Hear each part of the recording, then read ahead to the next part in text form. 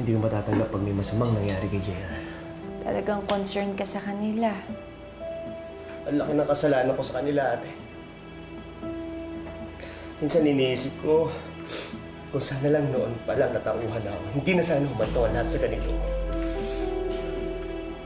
Hanggang ngayon, nahihirapan pa rin sila. Habang ako, ito, malaya.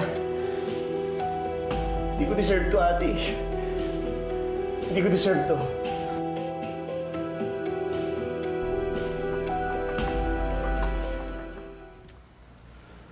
Joed, hindi ka man nakakulong, pero nawalan ka ng trabaho, ng kinabukasan. At hindi ka na makakabalik bilang pulis. At saka hindi ka naman sigurado kung hindi ka nila sasampahan ng kaso.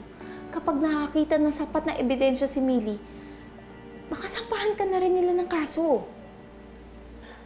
Kung tutuusin,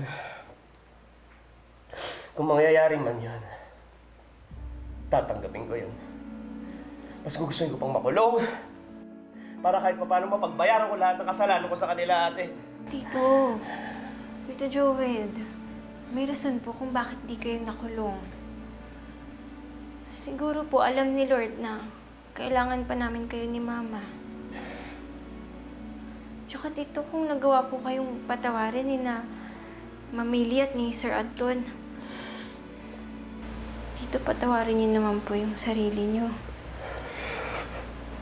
Tama si Arya.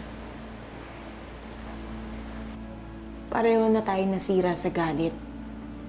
Nanakit para makapaningil. Pero natauhan na tayo. Sapat na yun.